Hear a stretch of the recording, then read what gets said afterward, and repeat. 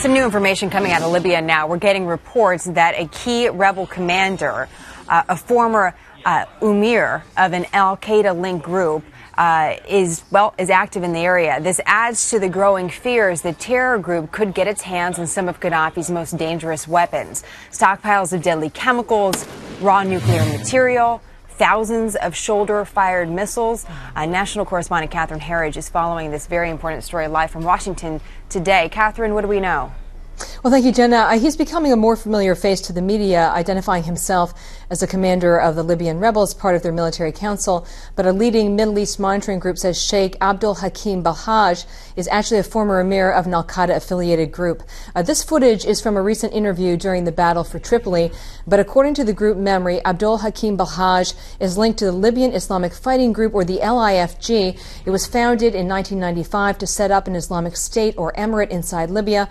And the U.S. State Department has designated the LIFG a terrorist organization with links to al-Qaeda. Balhaj fought against the Soviets in Afghanistan in 1988. He has also lived and traveled to more than 22 countries, including Pakistan, Turkey, and the Sudan. Balhaj was arrested in Malaysia in February 2004 and later imprisoned in Libya. And he was released in March of last year as part of a rehabilitation program. Military analysts say Balhaj underscores a larger problem.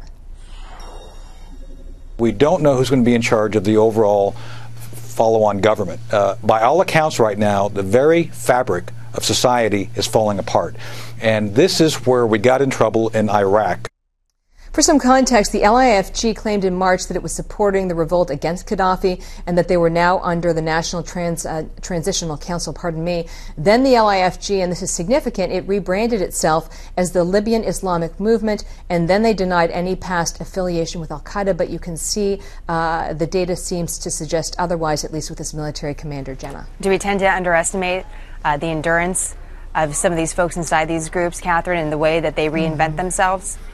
Well, I was given a piece of advice years ago by a former weapons inspector in Iraq, and I think no truer words were ever spoken on this subject. He said, terrorism is like water. It takes the path of least resistance, and you're dealing with a thinking enemy. You move one way, and it moves another. So that's another way of saying that these groups and individuals are very flexible and adaptable, and they often think out of the box.